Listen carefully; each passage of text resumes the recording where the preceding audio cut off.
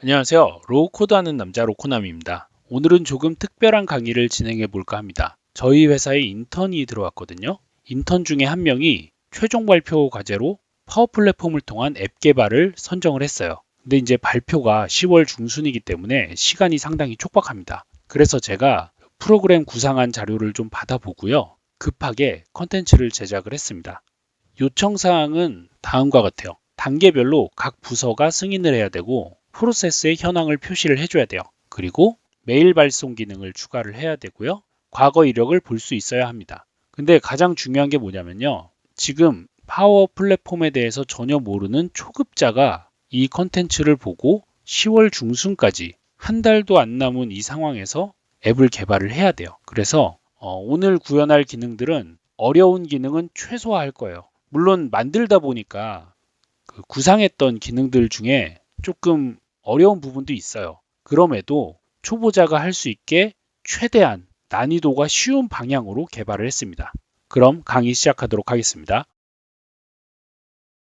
먼저 쉐어포인트 리스트를 만들었는데요. 지금 보면 제목이 있고요. 내용이 있고 날짜 그리고 마케팅 부서의 진행사항, R&D의 진행사항, 그 다음 세일즈라고 표현했는데 사실 구매예요. 구매의 진행사항, 과제 코드, 제품명, 스펙, 그리고 new라고 해서 불린 값이에요. 열 추가해서 한번 만들어 볼게요. 예, 아니오가 있죠. 이 불린 값을 넣었어요. 데이터 형태에 대해서 참조를 좀 해주시고요. 특별한 거는 얘는 이제 날짜 형태, 그리고 컨텐츠랑 스펙은 긴 텍스트로 했다 정도 이해하시면 될 것 같아요. 이력 관리를 위해서 테이블을 하나 더 만들어야 돼요. 어떻게 만드냐면 새로 만들기를 할 건데 목록을 누를게요. 이 목록 중에 기존 목록에서라고 있어요. 이걸 클릭하면 나오겠죠. 내 목록들이 나오는데 인턴 과제용 리스트를 클릭을 하고요. 이름을 바꿔서 이력 관리 목록이라고 저장을 할게요. 그러면 기존의 목록과 똑같은 형태의 목록이 이렇게 만들어져요.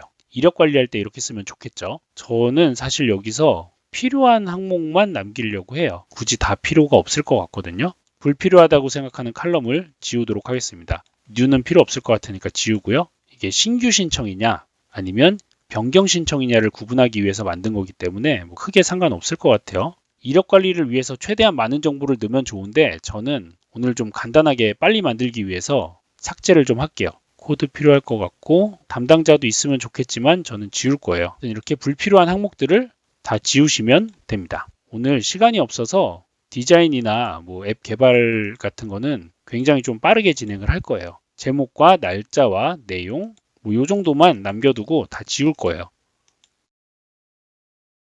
그 다음에 파워앱스 들어가셔서 만들기를 누르고요. 빈 앱을 들어가서 빈 캔버스 앱을 누를 겁니다. 승인 이력 관리 앱이라고 저장을 하고요. 이제 데이터를 연결을 할 거예요. 쉐어포인트 연결해야겠죠? 인턴 과제용 리스트와 아까 만들었던 이력 관리 목록 두 개를 연결을 할게요. 이메일도 보내야 되고 사용자도 찾아야 되기 때문에 아웃룩 커넥터랑 사용자 커넥터를 추가를 할 거예요. 아웃룩 커넥터 클릭하고요. 그 다음에 오피스 365 사용자가 있죠? 사용자 커넥터를 추가를 할 겁니다. 이렇게 네 가지 추가를 했고요. 그 다음에 화면에 들어가셔서 일단 처음에 시작을 할 때 변수를 추가를 할 거예요. 어떤 변수를 넣을 거냐면요. 내 이름과 이메일을 나오게 할 거예요. set이라는 전역 변수 함수를 써서 name은 유저, 풀네임이 있죠? 저장을 하고 세미콜론으로 다른 함수를 또 추가를 할게요. 메일이라고 있죠? 유저, 이메일 적어주시고요. 또 세미콜론 쓰고요. 그 다음에 달력을 쓸 거예요. 달력 만들기 시간에 배웠었는데 이번 달에 첫 번째 날을 가져올 겁니다. set first of month 해서 date는 year today 그리고 month도 today겠죠? 그 다음에 1일 이렇게 저장을 할게요. 이 달력에서 해당 월의 과제들만 보여줄 거거든요. 그러면 월의 마지막 데이터도 필요하겠죠? last of month 위에 거를 그대로 복사를 해서 붙여 넣고요. 이걸 0으로 하고 month를 플러스 1을 하면 마지막 날이 나옵니다. 지금 제가 이 변수를 왜 넣었냐면 시작할 때 컬렉션을 불러올 거예요. 데이터를 변수 형태로 가져올 건데 파워앱스 같은 경우는 위임 문제가 있어요. 위임 문제가 뭐냐면 기본적으로 500개 이상 그리고 최대로 2000개 이상의 데이터가 쌓이면 한 번에 보여주질 못해요. 끌고 오질 못하니까 월별로 데이터를 끊어서 가져올 거예요. 그 과정을 진행을 할 건데요. 클리어 콜렉트라는 함수를 쓰고요. 콜 로우 데이터는 필터를 써서 인턴 리스트에서 change date가 크거나 같다. 폼 그리고 change date가 작거나 같다. last of month 지정을 하면 해당 월에 신청한 데이터만 보여지겠죠. 여기서 설정을 가서 하나 추가를 해볼게요. 설정에 밑에 보시면 데이터행 제한이라고 있어요. 위임 문제. 그래서 지금 500개가 디폴트로 되어 있는데 2000개까지 늘릴 수 있으니까 2000개로 늘려놓을게요. 데이터가 2000개가 넘어가면 보이지 않기 때문에 혹시 몰라서 이렇게 진행을 한 거고요. 한 달에 2000개 이상 쌓이지는 않을 거라서 크게 문제는 없어요. 근데 한 달에 2000개 이상 쌓인다라고 하면 뭐 주 단위로 끊는다든지 아니면 다른 필터에 다른 항목들, 뭐 부서나 이런 것들을 걸어서 보여지는 숫자를 줄여야 돼요. 그러면 문제가 없어요. 컬렉션까지 지금 불러왔습니다. 그 다음에 달력을 하나 만들 거예요. 갤러리를 하나 추가해야겠죠? 레이아웃에 빈 세로 갤러리를 추가를 하고요. 잘 안 보이니까 테두리 표시하고 달력은 일주일이니까 7개가 표시가 돼야겠죠? 줄바꿈수를 7로 나누겠습니다. 그러면 이렇게 쪼개지죠? 레이블 하나 넣어서 표시를 하고요. 그 다음에 데이터에 어떤 걸 넣어야 되냐면 시퀀스를 쓸 거예요. 시퀀스라는 거는 예를 들어 시퀀스에 10을 넣으면 1부터 10까지 들어가요.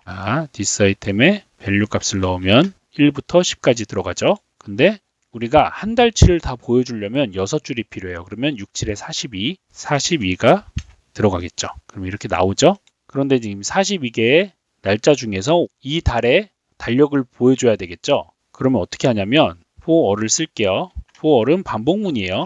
이 시퀀스 42개에 대해서 각각 이 값에다가 더할 거예요. 뭘 더하냐면 first of month, 첫째 날을 더할 거예요. 그리고 마이너스 weekday라는 함수가 있는데 weekday의 첫 번째 날에서 start of week을 일요일로 설정을 하고요. 이렇게 빼주면 해당 월의 날짜가 나오죠. 지금 왜 안 나오냐면 앱을 시작을 안 해서 그래요. 실행을 할게요. 9월 1일이 일요일이니까 지금 맞게 나오죠. 그 다음에 여기 값에다가 날짜만 표시해야 되니까 day를 써서 날짜로 표시를 할게요. 됐죠? 글씨를 조금 크게 해서 잘 보이게 하고요. 굵게 표시를 할게요. 갤러리에 안쪽 여백 다 줄이고요. 템플릿도 100 정도만 하고 6줄이니까 600이면은 딱 맞겠죠? 위에 이제 월화수목금토일 적어주면 좋겠죠. 이거는 뭐 여러 가지 방법이 있는데 제일 간단한 거는 이렇게 1 이렇게 적어주시고요. 얘가 지금 템플릿 크기가 173 정도 되네요. 그러면 얘도 173 정도의 너비로 붙여넣고요. 이렇게 적어주시면 됩니다. 가운데 정렬하고 굵게 해서 글자도 똑같이 크게 할게요. 이렇게 지금 달력이 만들어졌어요. 그 다음에 달력에다가 어떤 걸 할 거냐면요. 날짜를 이제 변경을 할 수가 있어야겠죠. 레이블 하나 가져와서 2월, first of month, 그리고 end, 년, end, month, first of month 또 넣고요. end, 일 이렇게 입력해 주시면 날짜가 이렇게 나오죠. 가운데로 몰고 글자 크게 하고 됐죠. 그 다음에 버튼을 하나 삽입을 할게요. 버튼을 쪽에다가 넣고요. 테두리 반지름 50으로 해서 동그랗게 만들고 색깔은 하얗게 해서 글자 크기도 10으로 하고요. 여기에는 이전 달이라고 쓰고 변수를 걸 거예요. 한 달을 빼줘야겠죠. 현재 날짜에서. 그러면 시작할 때 저녁 변수를 썼으니까 똑같이 저녁 변수를 쓸게요. set 폼은 date add라는 함수가 있어요. 기존의 날짜에서 날짜를 추가하는 건데 -1 그리고 단위는 once 이렇게 하면 한 달이 줄어진 값이 저장이 되겠죠. 그리고 마찬가지로 그대로 복사를 하고요. last of month도 한 달을 줄여줘야겠죠. 나중에 필터링 할 때 문제가 될 수 있으니까 이걸 그대로 복사를 해서 붙여넣고 이쪽에다가 얘는 다음 달이라고 적고요. 여기는 플러스 1이 되겠죠. 앱을 다시 한번 실행해서 전역 변수 실행시킨 다음에 다음 한번 눌러볼게요. 좀 크게 해서 맞추고요. 10월, 11월 지금 제대로 나오고 있죠. 그 다음에 이 일요일의 글씨가 빨간색이었으면 좋겠어요. 이 색깔을 좀 구분을 지어 보도록 할게요. 자, 먼저 빨간색으로 칠하고요. 그리고 해당 월이 아닌 날짜는 회색으로 표시를 해볼게요. 만약에 month, this item value가 다르다. 뭐랑 다르냐? month, first of month와 다르면 컬러가 라이트 그레이, 그리고 weekday, this item value의 start of week가 일요일 기준으로 1이면 컬러는 레드, 그렇지 않은 경우는 블랙으로 표시를 할게요.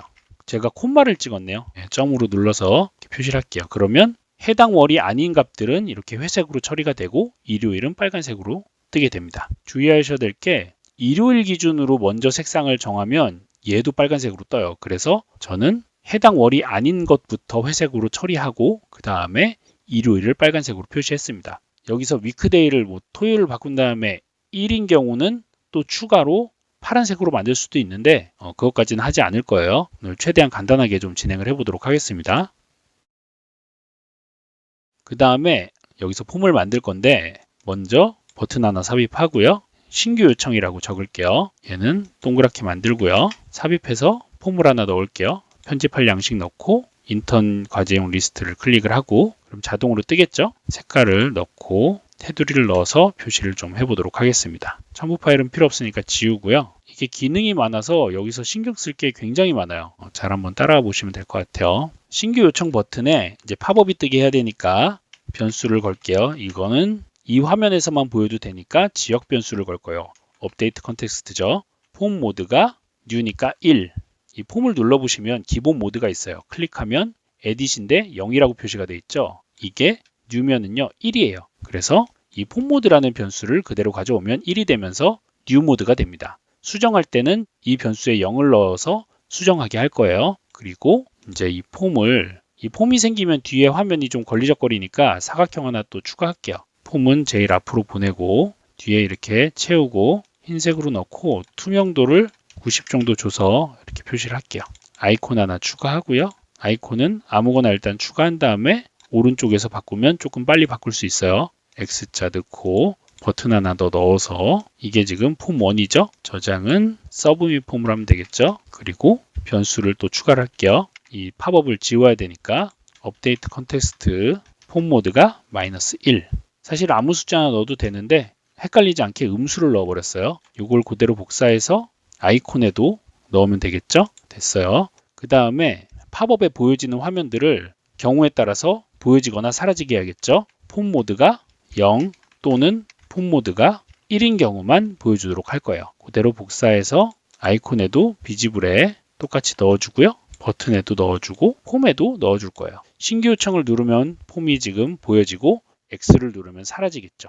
신규 요청은 어렵지 않아요. 그냥 적어서 넣으면 돼요. 기본적인 폼은 만들었고 그 다음에 여기서 기존의 것을 수정하는 경우가 필요한데 잘 따라오셔야 되는데 좀 어려울 수 있다는 거 이해를 하시면 될 것 같아요. 자, 여기 삽입을 해서 갤러리 안에 또 갤러리를 넣을 거예요. 빈 세로 갤러리를 하나 넣고 여기는 어떤 걸 넣었냐면 아까 콜로데이터라는 컬렉션을 시작할 때 넣었어요. 보시면 필터로 이달의 첫 번째 날과 이달의 마지막 날 사이에 있는 값들을 이렇게 넣었죠. 당 월에 해당되는 데이터를 콜렉션을 만들었다는 얘기죠. 그래서 여기 이제 데이터가 들어갈 건데 버튼을 넣을 거예요. 버튼이 밖으로 들어갔네요. 다시 복사해서 이 안에다 넣을 거예요. 버튼을 넣었죠. 조금 큰 거 같으니까 한 15 정도로 줄일게요. 안쪽 여백은 없애고요. 얘도 높이도 15 정도로 줄이고요. 됐죠? 글자를 작게 하고요. 10 정도로 줄이고 이 갤러리 값이 지금 이렇게 돼 있는데 이 날짜에 해당되는 값만 넣을 거잖아요. 그래서 필터를 여기 추가를 할 거예요. 필터 change date가 this 아이템의 밸류 값과 같은 값만 보여줄 거예요. 그러면 해당되는 값만 이렇게 보여지겠죠. 조금 여유가 있었으면 좋겠으니까 한 18 정도 이렇게 해서 좀 띄어지게 표현을 할게요. 그리고 이 텍스트도 수정을 해줘야겠죠. 텍스트에 this 아이템 제목 넣어주고요. 이렇게 여기 있는 데이터들이 보여질 겁니다. 해당 날짜에 맞춰서 이제 이 버튼을 클릭하면 팝업이 뜨게 해야겠죠. 이번에는 뉴 모드가 아니라 에딧 모드로 팝업을 띄울 거예요. 그래서 이 선택된 값을 수정할 수 있도록 할 겁니다. 업데이트 컨텍스트 쓰고요. 폼 모드가 아까 0이었죠. 에딧이 0으로 입력을 할게요. 그리고 버튼을 누르면 폼 모드가 0이 되면서 아까 0 또는 1일 때 보여지게 했으니까 이 값이 보여질 거예요. 테스트 한번 해볼게요. 얘는 갤러리 2니까 일단 복사해 놓고요. 누르면 뜨죠. 지금은 에딧 모드예요. 에딧 모드면 기존에 있던 데이터들이 들어와 있어야 되잖아요. 근데 지금 들어와 있지 않죠. 이 값을 넣도록 하겠습니다. 아이템에 원래대로면은 사실 갤러리에서 다이렉트로 쓰면 갤러리.selected 값을 쓰면 바로 뜨는데 갤러리 안에 갤러리를 넣다 보니까 그 값을 못 끌고 와요. 그래서 룩업을 써야 돼요. 룩업 인턴 과제용 리스트에서 id 값이 id라는 변수값과 같은 값을 가져올 거예요. id라는 변수값을 적용을 안 했죠? 이걸 적용을 할게요. x 누르고 자 여기에 id라는 변수를 지정을 할 거예요. id는 this 아이템의 id 값이겠죠. 그러면 테스트1을 누르면 테스트1 값이 뜨죠. 3을 누르면 또 3 값이 뜨고요. 이대로 저장 버튼을 눌러볼까요? 얘를 28일로 한번 바꿔볼게요. 저장을 누르면 28일로 저장이 돼요. 근데 지금 왜 안 되냐면 이게 지금 콜렉션으로 데이터가 돼 있기 때문에 리프레시가 안 돼서 그래요. 그래서 이 콜렉션 값을 복사를 하고 여기 저장을 누를 때 콜렉션을 한 번 더 불러오면 바로 반영이 될 거예요. 테스트 한번 해볼까요? 날짜를 얘도 29일로 한번 바꿔볼까요? 저장을 하면 29일로 옮겨갔죠. 이렇게 해서 신규 요청하고 수정하는 기능을 배워봤습니다. 자, 이제 현재 상태에 따라서 색깔을 바꿔보도록 할게요. 필을 클릭하시고 데이터를 넣을 건데요. 지금 데이터베이스를 보시면요. 마케팅의 진행사항, R&D의 진행사항, 구매의 진행사항 이렇게 세 가지가 있어요. 근데 어떤 상황이든 담당자가 입력을 하면 표시가 되게 할 거예요. 한번 볼게요. 만약에 썸을 할 건데요. not is blank this 아이템의 B 마케팅 그리고 not is blank this 아이템의 B R&D 그리고 또 not is blank this 아이템의 sales 이렇게 한번 해볼게요. 이 값이 만약에 3이면 3개 부서가 모두 입력을 한 거겠죠? 그러면 컬러가 그린이 되게 할 거예요. 그렇지 않은 경우는 이걸 그대로 복사를 하고요. 만약에 2개면 옐로우로 표시를 할 거고요. 그렇지 않은 경우 1이면 오렌지로 표시를 할게요. 아닌 경우는 아무도 입력을 안 했으니까 레드로 표시를 하도록 하겠습니다. 3개 부서가 모두 체크한 경우는 이렇게 초록색이 뜨고요. 2개 부서면 노란색, 1개 부서면 주황색, 아무도 입력하지 않은 테스트 3의 경우는 빨간색으로 표시가 되겠죠. 색깔이 좀 안 보이니까 글씨를 까맣게 바꿀게요. 물론 글씨 색도 따로 정할 수 있는데 이거는 같은 방법으로 적용하시면 돼요. 그 다음에 이 폼에서 이렇게 고정된 값을 넣는 경우는 드랍다운으로 바꿔줄게요. 왜냐하면 사람이 직접 입력을 하면 제대로 입력이 안 되는 경우가 있어서 이거는 수정을 좀 할게요. 먼저 잠금을 다 해제할게요. 여기 귀찮긴 한데 전부 다 잠금을 해제하시는 게 좋아요. 나중에 어차피 편집을 하기 때문에 다 해제가 됐죠? 폼을 수정하는 건데 각각 데이터에 맞는 형태로 추가를 하도록 하겠습니다. 컨텐츠 같은 경우는 여러 줄을 쓸 수 있으니까 여러 줄로 넣고요. 아래로 좀 크기를 늘려서 많은 양을 입력할 수 있도록 할게요. 크기나 이런 것들은 알아서 맞추시면 돼요. 필드 편집을 통해서 이렇게 순서를 또 바꿀 수가 있거든요. 밑으로 이렇게 내릴 수가 있어요. 여러분이 상황에 맞게 이거는 바꾸시면 될 것 같고요. 그 다음 지금 해야 되는 건 우리가 스테이터스 값을 드랍다운으로 바꿔줘야겠죠. 삽입을 하고 입력에 드랍다운을 눌러줄게요. 그리고 이 드랍다운에 들어가는 값은 하드코딩으로 그냥 넣을게요. 첫 번째 칸은 블랭크로 넣고요. 빈 칸이 있을 수도 있으니까 두 번째는 진행 중, 세 번째는 확인 완료, 네 번째로 해당 없음.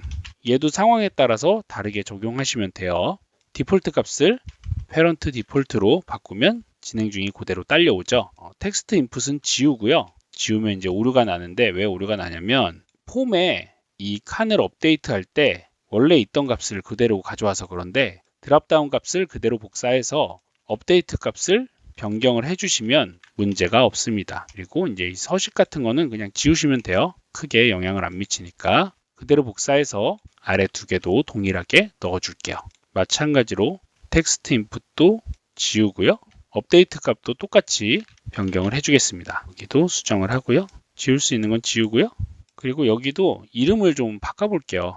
헷갈릴 수 있으니까 과제명, 요청일, 마케터, 연구원, 구매 담당, 마케팅 진행사항, 부서 진행사항, 구매팀 진행사항 이렇게 적어줄 거예요. P네임은 프로덕트 네임인데 필요한 칼럼으로 바꿔서 쓰시면 돼요. 제품명이라고 한번 적어볼게요. 컨텐츠도 내용으로 바꾸고 스펙은 그냥 놔둘게요. 이건 구매팀에서 스펙을 적는 칸이니까 그대로 냅두고 그 다음에 우리가 이 담당들을 찾아야 되잖아요. 그러려면 콤보 박스가 하나 있어야 됩니다. 그래서 오피스 365 커넥터를 연결을 해서 검색 기능을 추가할 거예요. 콤보 상자 하나 추가를 하고요. 아이템에 오피스 사용자 서치 유저 서치 텀은 콤보 박스 1에 search 텍스트의 탑 10개까지 보여주도록 할게요. 그리고 필드를 편집을 해서 우리가 보통 이름으로 찾으니까 디스플레이 네임으로 변경을 해줍니다. 그러면 지금 우리 회사 직원들이 이렇게 나오죠. 한 명씩 찾을 거니까 여러 항목 선택은 해제하고 검색은 허용되게 해야겠죠. 그러면 여기에 로코남을 쓰면 해당 인원이 이렇게 나오죠. 여기까지 됐어요. 이거를 그대로 복사를 해서 여기도 하나 붙여놓고 마케터에다가도 복사를 할게요. 그런데 이제 문제가 있어요. 뭐냐면 담당자가 바뀔 수가 있잖아요. 그러면 여기 있는 값을 바꿔주면 이 사람의 이메일 값이 들어가 줘야 되는데 지금 아무리 바꿔도 들어가질 않죠. 그러면 어떻게 할 거냐면 이 폼에서 접속을 할 때 온셀렉트로 들어갈 때 아이디 값만 끌어오는 게 아니라 이 값에 담당 마케터, 연구원, 구매 담당의 데이터를 가져오게 할 겁니다. 버튼을 누르면 자동으로 그게 보여지고요. 드롭다운에서 이 값을 변경을 하게 되면 변수 값이 변경이 되면서 아래에 적용되게 할 거예요. 변수를 먼저 적용을 할게요. 마케터는 this 아이템의 마케팅, R&D는 this 아이템의 R&D, 세일즈는 this 아이템의 세일즈 이렇게 적용을 하고 이 마케터의 디폴트 값을 변수 값으로 넣을게요. 마케터 그리고 R&D 구매 담당은 세일즈 제가 오타를 넣었는데 수정하시면 돼요. 이거는 버튼 누를 때 다시 눌러서 들어가 보면 이렇게 정상 작동을 하는 걸 보실 수가 있어요. 그 다음에 해야 되는 건 이 콤보 박스의 값이 바뀔 때마다 변수가 바뀌어서 적용이 돼야 되죠. 해보도록 할게요. onChange라는 속성이 있어요. 바뀔 때마다 변수를 변경을 해줄 거예요. 업데이트 컨텍스트 얘가 마케터죠. 마케터는 콤보박스 1-2에 selected.email로 가야겠죠. 요거를 그대로 복사를 하고요. 얘는 1-3이죠. 얘도 마찬가지로 onChange 속성에 1-3 바꿔주고 R&D로 변경을 해줘야겠죠. 구매 담당도 마찬가지로 onChange 속성에서 세일즈 값을 1-1로 변경을 해줄게요. 그러면 구매 담당이 바뀌면 데이터가 바뀌죠. 제가 개인 계정으로 구매를 한 거라 이메일이 안 나와요. 저밖에는. 그래서 변경이 되는 것만 확인하시면 돼요. 로코남으로 바뀌니까 이메일이 들어오죠. 얘도 안 들어왔다가 변경하니까 정상적으로 들어오죠. 이렇게 해서 지금 수정을 했고요. 이 순서랑 디자인은 알아서 신경을 좀 써주세요. 오늘 제가 시간이 좀 없어서 이거를 다 할 수가 없어요.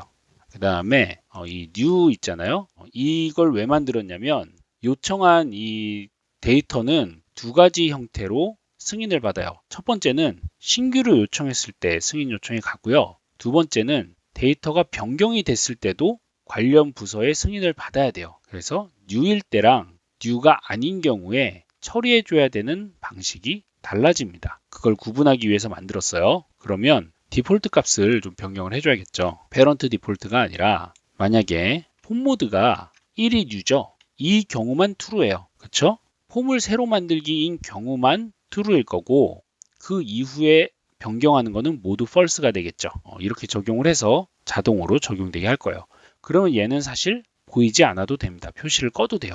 이미 데이터는 자동으로 반영이 되니까. 그 다음에 또 해야 될 게 하나 더 있어요. 뭐냐면 여기 보시면 연구소 담당자가 나오고 구매 담당자, 마케팅 담당자가 이렇게 나오는데 다른 사람이 들어와서 담당자도 아닌데 이걸 바꿀 수가 있죠. 그거를 막기 위해서 연구소의 진행 사항의 경우 표시를 클릭하고요. this 아이템에 R&D가 내 메일과 같은 경우만 보여줄 거예요. 구매팀 진행 사항도 마찬가지로 지불해서 this 아이템에 세일즈가 내 메일과 같은 경우만 보여줄게요. 마케터도 마찬가지겠죠? 수정하시면 돼요. 그 다음에 제가 임의로 최종으로 해서 제 이메일이 아니게 표시를 하면 마케팅 진행 사항을 제가 수정할 수가 없어요. 저장을 한번 해볼게요. 노란색으로 바뀌었으니까 한번 클릭을 해보면 그쵸, 하나가 없어졌죠. 제가 지금 다른 걸 안 보이게 했는데 필드를 다시 좀 클릭하고 이 카드 한번 선택을 해볼게요. 선택을 하고 다시 복사를 해서 표시하고 이 값을 여기다가 다시 넣어볼게요. 마케터가 내가 아니기 때문에 해당 건에 의견을 넣거나 승인하는 이 칸이 지워지게 됩니다. 다른 데이터 카드들도 같은 방식으로 안 보이게 할 수가 있어요. 이거를 응용하시면 될 것 같아요. 다시 한번 폼으로 들어가서 아까 말씀드렸지만 신규로 요청하는 경우 그리고 변경 후 요청하는 경우가 있어요. 그러면 수시로 변경하는 건에 대해서 모두 결제 요청을 하느냐? 그건 아니라는 거죠. 임시 저장처럼 체크박스를 하나 넣어서 변경 승인 요청을 체크하고 저장을 하면 실제로 변경 요청 메일이 가도록 설정을 할 거예요. 삽입을 해서 입력에 확인란 있죠? 확인란 옆으로 끌고 오고요. 이름을 바꿀게요.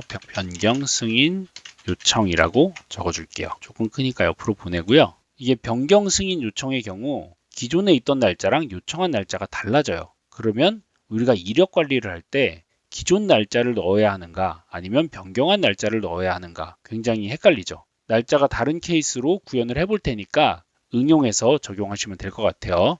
여기 보시면 onCheck라는 속성이 있죠. 지역 변수를 넣을 건데요. 첫 번째로 날짜가 다를 수 있으니까 오리진 데이트를 넣고요. lookup 인턴 과제용 리스트에 id는 아까 갤러리에서 불러온 id 값이죠. 그리고 아까 선택된 값에 change 값이 이렇게 뜨겠죠. 그러면서 기존 날짜가 저장이 될 거예요. 그러면 이 기존 날짜를 다른 테이블에 저장되게 하도록 해보겠습니다.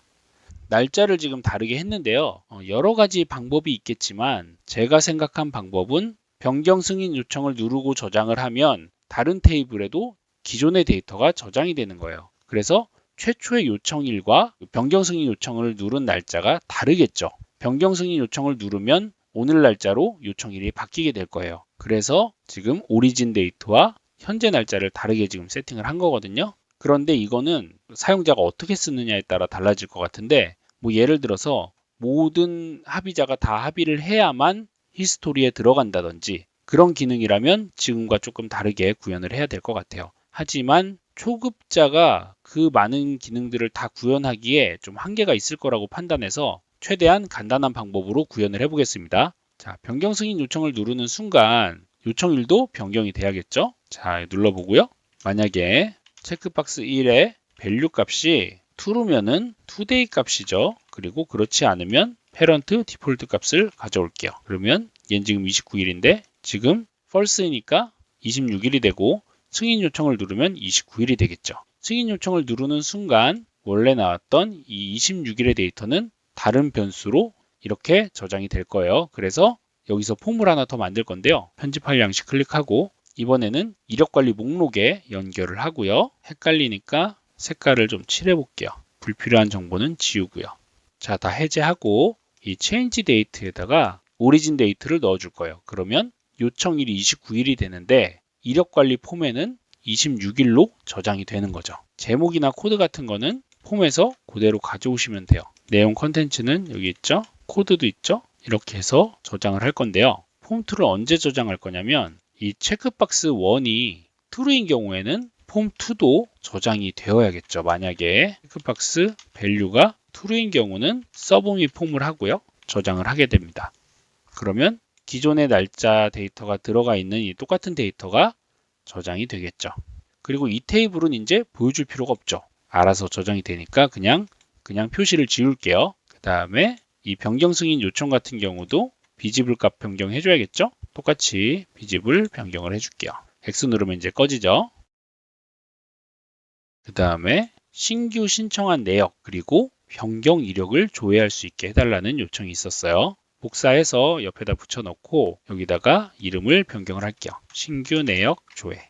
또 복사를 해서 변경 내역 조회 이렇게 적어줄게요. 그리고 얘네들은 헷갈리지 않게 색깔을 좀 다르게 표시를 하고 기존의 onSelect 속성은 다 지우고요. 나중에 팝업이 뜰 거니까 얘들도 맨 뒤로 보낼게요. 그러면 이제 화면을 두 개를 만들어야겠죠. 레이아웃에 빈 세로 갤러리 클릭해서 테두리 표시하고요. 필터를 걸 건데 인턴 과제용 리스트에서 new라고 있었죠. new 칼럼이 true인 값만 보여줄 거예요. 그 다음에 내비게이트를 할 건데요. 신규 신청 내용 클릭하고 내비게이트 스크린 2로 이동을 하도록 하겠습니다. 신규 신청인 항목만 이렇게 보여지는데 레이블을 추가를 해볼게요. 지금 신규 신청건이 없어서 그래요. 그러면 이제 신규 신청건 하나 만들어 볼까요? 자, 신규 요청 하나 클릭하고 자, 지금 보시면 변경 승인 요청이 체크가 되어 있고 연구원 데이터들이 그대로 들어가 있죠. 이게 왜 그러냐면 신규 요청을 할 때는 변수 값들을 다 지우지 않으면 기존에 이제 변수 값들이 그대로 적용이 돼 있어서 그래요. 자, 여기 다시 적용을 해볼게요.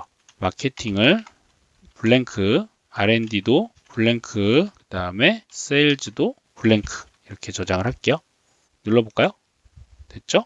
그 일단 변경 승인 요청 같은 경우는 이거는 리셋을 할게요. 자, 신규 요청 누르면 리셋을 해버리면 이렇게 이제 적용이 되겠죠. 체크하고 끈 다음에 다시 한번 요청해 볼까요? 리셋이 돼서 지워지는 걸 보실 수가 있죠. 신규 요청으로 다시 한번 만들어 볼게요. 아무거나 하나 만들고 요청일은 디폴트가 신규 요청인 경우는 오늘 날짜가 들어가는 게 아무래도 좋겠죠. 그러면 체크박스가 이렇게 체크가 돼 있거나 아니면 홈모드가 1인 경우는 투데이로 바꿀게요. 됐죠? 다시 한번 해볼게요. 신규 요청 누르고 투데이로 바뀌었죠? 마케터 로코남 찍어서 다시 한번 눌러볼게요. 아무거나 코드도 아무거나 이렇게 넣어보고요. 제품명 몰라요. 저장이 됐어요. 그러면 신규 내역 조회하면 아무거나가 이렇게 뜨죠. 다시 뒤로 가는 화면을 만들어야겠죠. 아이콘 하나 추가하고요. 뒤로 가기 버튼 하나 만들어서 내비게이트 할 거예요. 스크린 1으로 다시 이동을 할 겁니다. 우리가 신규 내역 조회할 때 문제가 뭐냐면 신규 데이터는 계속 쌓여요. 그래서 필터를 걸 때 제한적으로 보여주는 게 좋기는 할 것 같아요. 해당 월의 데이터가 아무래도 들어오면 좋겠죠. 여기에 이제 필터 넣어서 체인지 데이트가 크거나 같다 FOM 그리고 체인지 데이트가 작거나 같다 LOM 이렇게 적용하면 해당 월의 데이터만 보여지겠죠. 사실 이게 컬렉션 값이라서 컬렉션 값을 그대로 가져오셔도 무방해요. 콜로 데이터 있죠? 이 콜로 데이터랑 같죠? 신규 내역 들어가서 콜로 데이터의 값이 true인 값을 가져오면 동일한 값을 보여주겠죠. 여기서 이제 수정하거나 아니면 월을 바꾼다거나 이런 기능들도 충분히 가능해요. 지금은 그냥 다시 뒤로 돌아가서 하나하나 수정하는 방법으로 진행을 할게요. 그런데 지금 여기 있는 데이터들도 있잖아요. 얘네들 현재 진행 중인 과제 리스트들도 보여주고 싶을 수가 있죠. 신규뿐만이 아니라 여기도 버튼 하나 만들어 보도록 할게요. 삽입 버튼에 위로 올리고요. 반지름 50으로 해서 동그랗게 만들고 글자랑 변경을 하고요. 조회라고 작성해 볼게요. 이 조회 버튼을 누르면 이 날짜에 있는 데이터들을 보여줄 거예요. 26일의 데이터를 클릭을 하면 26일의 내용만 보여주는 거죠. 이거는 신규 내역 조회와는 조금 달라요. 해당 일에 어떤 데이터가 있는지를 보여주는 거기 때문에 뭐 변경이든 신규든 그래서 이 기능을 추가를 했고요. 온셀렉트 들어가셔서 내비게이트 할게요. 내비게이트 함수는 다음 화면으로 넘어갈 때 지역 변수를 지정할 수 있는 기능이 있어요. 그래서 date라는 변수를 저장을 하고 thisItem value 값을 넣으면 이 날짜가 저장이 되겠죠. 근데 이대로 넘어가면 아까 신규 신청해서 했던 거랑 구분이 안 돼요. 그래서 구분할 수 있게 다른 변수를 하나 추가할게요. 뷰라는 변수를 넣어서 1이라고 넣고요. 신규 내역 조회에도 변수를 적용할게요. 뷰라는 변수에 2라고 적용을 할게요. 그래서 조회 버튼을 눌러서 한번 들어가 볼게요. 여기서 어떻게 할 거냐면요. 만약에 뷰라는 변수가 2인 경우부터 할게요. 2인 경우는 new가 true인가만 보여주면 돼요. 근데 아닌 경우는 필터 콜 데이터에 change date가 데이트와 동일한 값을 보여주면 되겠죠. 눌러볼까요? 신규 내역을 조회하면 해당 월에 new인 값을 보여주는 거죠. 그런데 날짜를 클릭하면 해당 날짜에 있는 데이터만 보여주게 됩니다. 여기에 뭐 진행사항이나 이런 것들은 레이블을 추가해서 표시하시면 돼요. 이제 마지막으로 변경 내역 조회하는 기능을 구현해 보도록 하겠습니다. 여기는 내비게이트 스크린 3이죠? 이동을 할게요.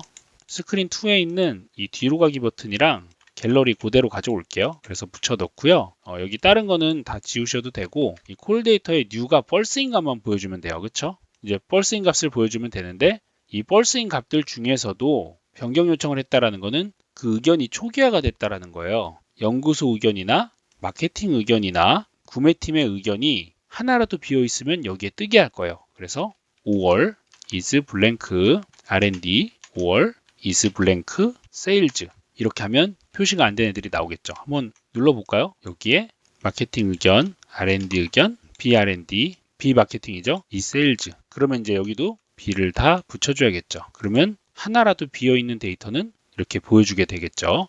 여기에 레이블 더 추가해서 어떤 항목인지 위에 표시하면 더 좋아요. 사실 이거는 변경 내역 조회라기보다는 현재 결제를 하지 않은 내역이 뜨는 거겠죠. 그 다음에 이제 변경 내역을 또 조회를 해야 되죠. 변경 내역을 조회할 때 이제 내비게이트를 써서 스크린 3으로 이동을 하고요. 스크린 3에 아까 뒤로 가기 버튼 그대로 복사를 하고 여기에도 스크린 2에서 요거 그대로 한번 붙여 넣을게요. 데이터는 싹 지우고요. 여기는 과제용 리스트 이력 관리 목록을 넣을 거예요. 근데 아무래도 필터를 넣는 게 저는 좋을 것 같아요. 여기 필터를 어떤 걸 넣을 거냐면요. 위임 문제가 발생할 수 있기 때문에 change date가 크거나 같다, 폼, 그리고 change date가 작거나 같다, last of months 이렇게 하면 해당 월의 데이터만 이렇게 보여지겠죠. 이력관리 목록에 보시면 데이터가 지금 없거든요. 그래서 저장이 안 되는 거예요. 이렇게 간단하게 변경 내역 조회하는 것까지 구현을 했죠. 그 다음에 과제를 클릭을 한번 해보고요. 우리가 이 변경 승인 요청을 하게 되면 기존에 승인받았던 데이터는 지워져야겠죠. 무슨 말이냐면 다시 승인을 받는 거잖아요. 그러면 기존에 확인 완료, 해당 없음 이렇게 부서별로 의견을 넣었던 항목들을 다 초기화해서 저장을 해야 돼요. 그래서 그 기능을 좀 구현을 해볼게요. 그리고 지금 체크박스가 여기서 클릭할 때 리셋이 안 됐네요. 여기서도 리셋 체크박스를 한번 할게요. 그러면 이제 클릭을 하면 초기화가 되겠죠. 마찬가지로 얘도 이렇게 초기화가 됐어요. 변경 승인 요청을 하면 기존에 합의했던 내용이 초기화가 돼야겠죠.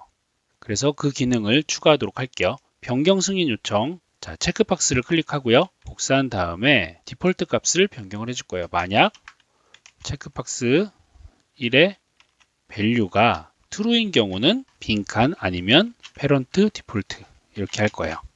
나머지도 똑같이 변경을 해야겠죠. 변경 승인 요청을 누르면 다 초기화가 되죠. 그렇지 않으면 기존의 값이 나오고요. 신규 요청을 아까 했던 아무거나에서 각 담당자들이 합의를 진행했다고 할게요. 로크남으로 다 바꾸고 저장을 한번 누른 다음에 다시 한번 들어가 볼게요. 들어가서 확인 완료, 확인 완료, 확인 완료해서 저장을 했습니다. 됐죠? 그 다음에 다시 들어가서 변경 승인 요청을 한번 눌러볼게요. 그러면 다 이렇게 초기화가 되죠? 저장을 눌러볼게요. 다시 빨간색으로 떴죠. 아직 합의가 안 됐기 때문에 지금 제가 저장을 했는데 변경 내역이 지금 안 뜨죠? 오류가 있는 것 같아요. 다시 한번 들어가서 체크를 해볼게요. 폼2의 기본 모드가 편집으로 돼 있죠? 폼2는 항상 뉴 모드로 해야겠죠. 왜냐하면 변경할 때마다 새로 저장이 돼야 되니까. 얘도 마찬가지로 다시 한번 변경 승인 요청을 해볼게요. 저장을 누르면 변경 내역에 이렇게 하나가 떴죠. 그 다음에 메일을 발송하도록 할게요. 폼에 들어가셔서 버튼 누를 때 메일이 발송되게 할 건데요. 담당 마케터 그리고 연구원, 구매 담당을 입력하면 이메일 값이 이렇게 뜨게 돼 있어요. 데이터 카드 밸류 4번, 5번, 6번인데 이 값으로 이메일을 보낼게요. 여기 보시면 두 가지 경우가 있어요.